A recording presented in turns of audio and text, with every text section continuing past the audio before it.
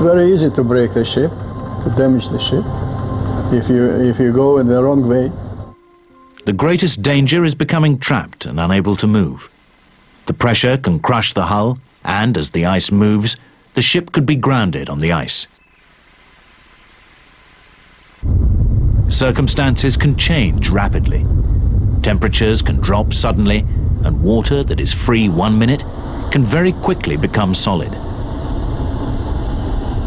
Maximum vigilance is needed from every officer and crew member to constantly monitor the conditions and the ship's behavior. There are 3 golden rules to obey. First, keep moving, even if very slowly. Second, try to work with the ice and not against it. The ice is much stronger than your ship. And third, keep your vessel's speed slow. At night, all searchlights must be used and the helmsman kept on full alert.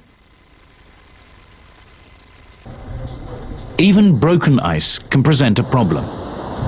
The captain must balance the resistance of the ice with the power of his engines. Thickness have increased and it is more compressed ice. So in fact, the channel was closing very fast, so our speed reduced very fast, so momentum reduced. We were going slow ahead, keeping our propeller turning so that the ice does not come in close to the propeller and eventually propeller may get damaged. So we have our propeller running all the time, and eventually we picked up slowly speed and we were doing about 11 to 12 knots.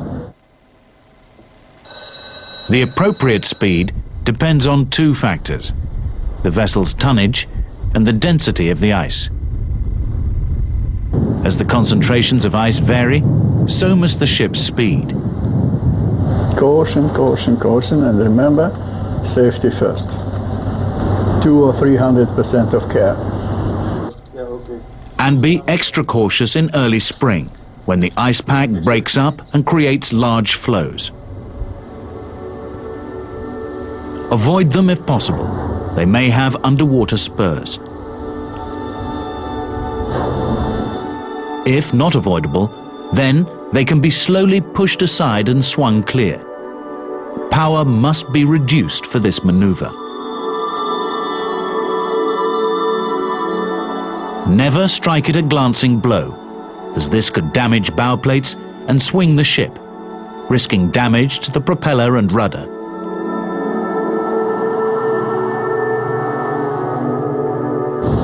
And if a sudden heavy section of ice is encountered which stops the ship, the engines must be prepared to go full astern at any time.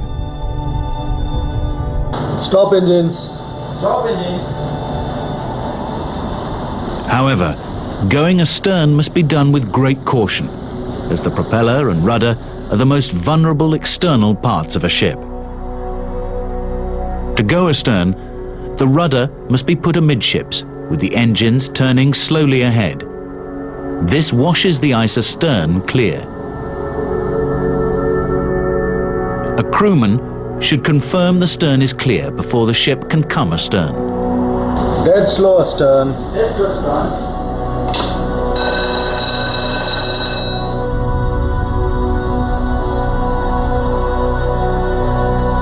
In emergencies, frequent use of the rudder to the hard over positions can slow the vessel without loss of steerage way. However, too much rudder can bring the vessel to a complete stop, very dangerous in freezing conditions.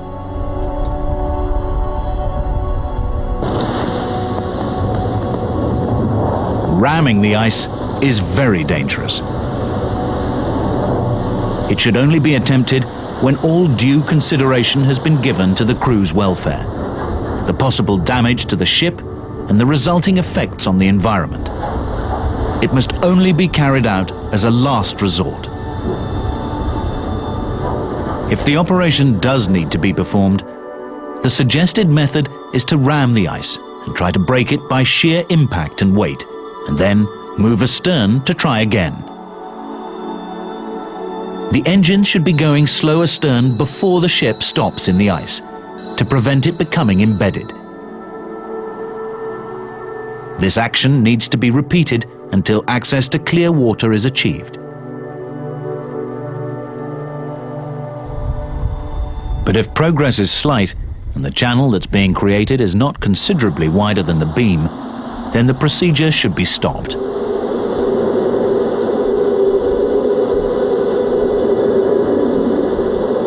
And if all fails and the ship becomes trapped, then she's at the mercy of the ice and vulnerable to ice pressure and grounding.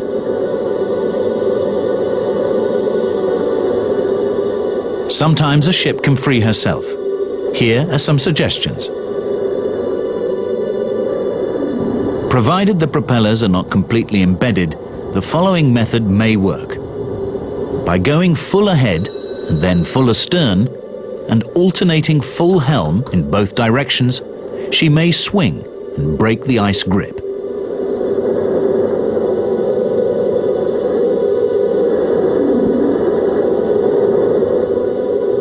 Shifting the ballast from side to side may also help, and using the ship's anchor chains and winches may also succeed.